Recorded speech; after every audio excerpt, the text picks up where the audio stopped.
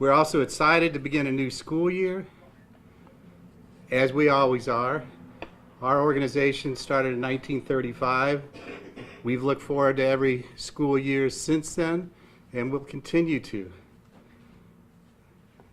So first of all, I have to be clear that education, the safety of St. Louis school children are our #1 priority. That comes first for us. We are professionals and we'll keep our focus on our mission, and we look forward to coming out of this on the other side. Our members are professionals. We're there every day. As we count down for 20 days coming up, we have to be clear we represent nearly 2,000 members, teachers, safety officers, non-certificated employees, counselors, social workers, tradespeople, that's new to our union, and we'll continue to stay focused on the upcoming 2024-2025 school year. This week, we embarked on the week starting on Monday with the new teacher fair. We are proud of this. It's the 11th year of our collaboration with the district to give mentoring to all new school teachers. So everyone is assigned a consultant teacher and induction coaches, and every new teacher gets support. That's been 11 years that we've been doing this plan. We're supportive of efforts. Right now, we're in negotiations with the district for before and after care. That has been an issue that we've looked at, and we look forward to trying to figure that out. We're not in charge of transportation and buses, but it's one of the tools in the toolkit that we can help and give some flexibility with the transportation issue. So before and after care is important to us. Now, lastly,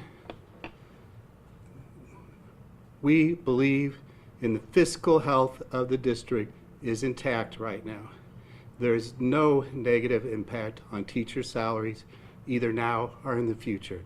There was a glitch, and we know exactly where that glitch came from, that delayed 12-month employees getting their raises. That will be fixed. We look forward to moving forward, and we think the district is in good fiscal shape. Any questions? How has all of this kind of uncertainty affected the mental well-being of the teachers and parents? I know a lot of them. I don't know whose phone that is. It's the one underneath.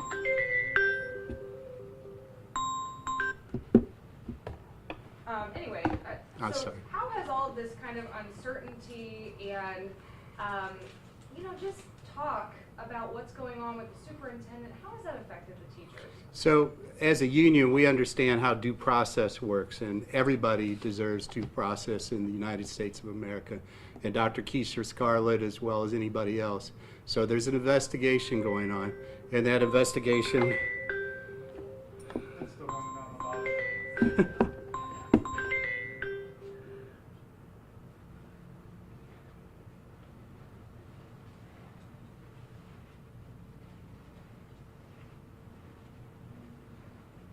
we look forward to the conclusion of the investigation, and we'll move forward from there. Of course, like everyone else, we have some concerns about what may or may not have happened with spending on the 10 to 20 people that Dr. Scarlett brought in, but that's not in our purview right now. It's only 20 days to the opening of school, and we have to prepare for that. Just, we had inclement weather in the past. I hate to say this, but I started at kindergarten at Frable in the last century. So I still get excited with the opening of every new school year, and we are again. Is there, some concern, particularly with the transportation? I know some parents are like, we're not exactly sure how our kids are going to get to school. Are they all going to be there in these teachers' classes on the first day? Are they worried about that too? We can't speak for the parents, but the district is doing everything it can to get those vendors. And it's unfortunate what happened with Missouri Central, and I think people in the news media do know exactly what happened with Missouri Central before they folded and picked up their tent and left. It wasn't a good universe for anyone, the way that was done, especially the racial overtones about what Missouri Central was doing. It's unfortunate. But I do think the district is scrambling right now, and on a day-to-day basis, we're getting ready in these next 20 days. I also think there'll be some important things that happen at the school board meeting this evening that we're looking forward to. And also, we will be making a statement tomorrow about the release of the video and evidence from the St. Louis Police Department on the unfortunate incident in Central VPA. I mean, how, even though I was talking about parents are concerned, but are the teachers worried too? Because, I mean, every day matters in the classroom, right? Today, we just signed up nearly 50 new members at the new teacher orientation. We are excited about where we're going right now. Yes, people have concerns in the back of their mind, but we can't let that get in the way of doing our job. How are you all hearing about what's happening with the superintendent and what's being communicated to you? That's a great question. The investigation itself, of course, we are not privy to, but we are working actively with the district about how do we help, what can we do. For example, I mentioned we're doing before and after care negotiations with that to make sure there's some incentive for our teachers and paraprofessionals to work after school. That should help alleviate some of the transportation issues. But on the superintendent? Can't say much more, that there's an ongoing investigation. There's no rush to judgment on our part, and we look forward to hearing what the results are. And is that coming from the board, or who's in charge in communicating that to you? The board is in charge of the St. Louis Public Schools right now, but as they said very clearly, they're in charge of hiring and firing the superintendent. And so there's a certain level of trust about how all this works internally. And I think about the turnover before Kelvin Adams. How important is it to have stability in the superintendent of the district?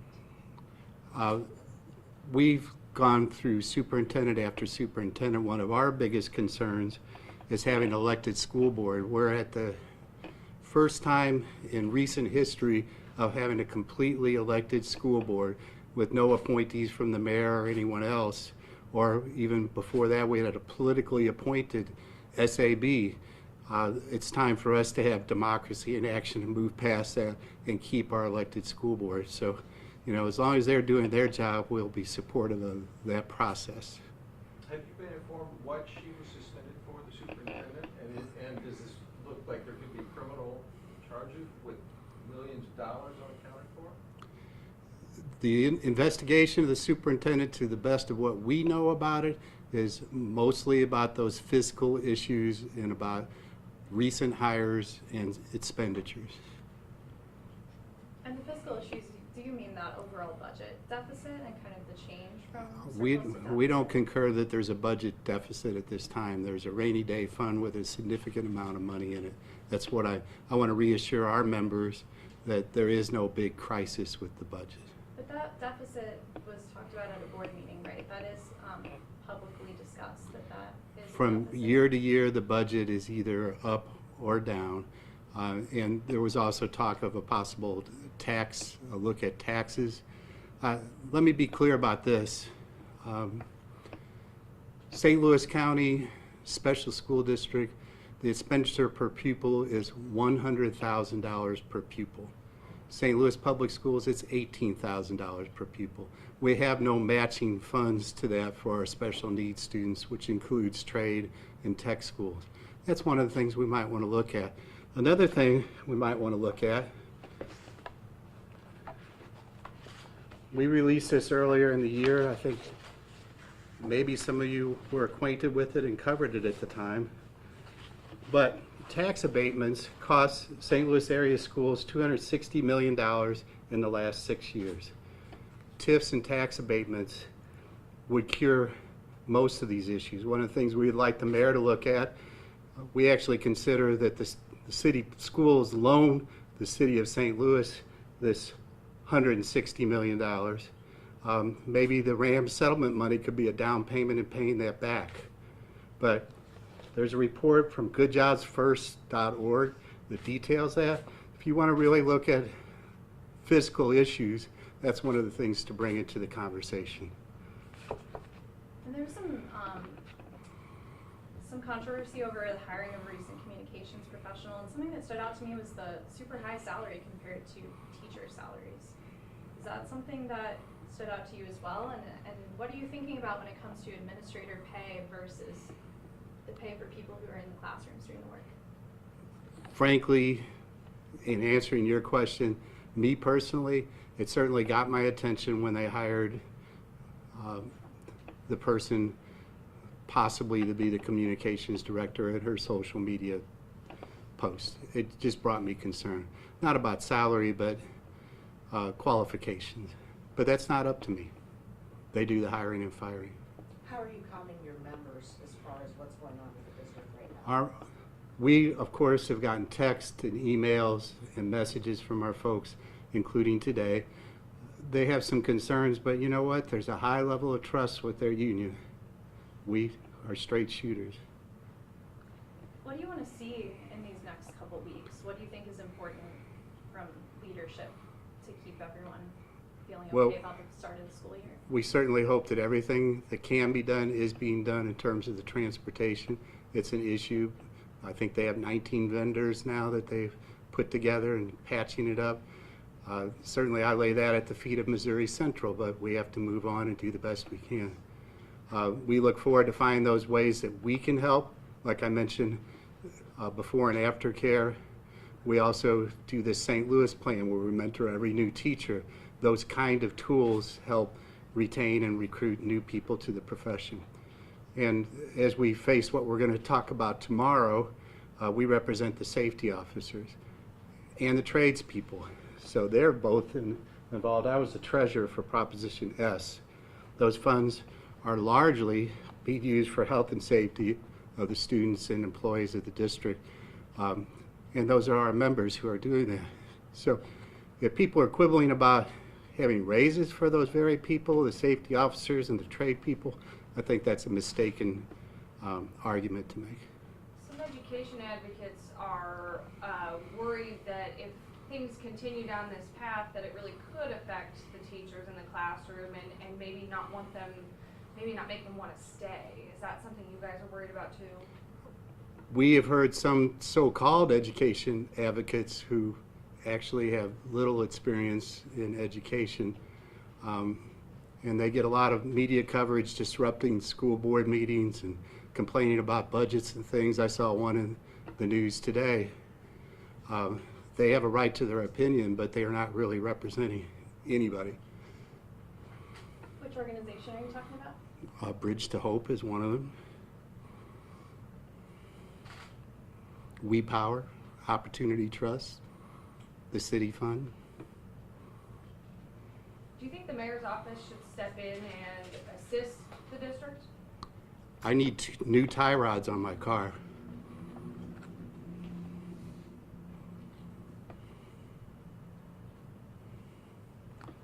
If the mayor really wants to help, please examine the goodjobsfirst.org report on St. Louis Public Schools.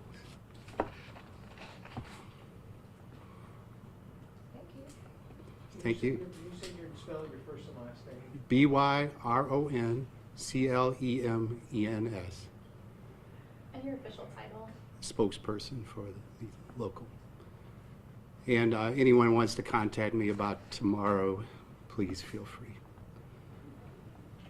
Thanks, sir.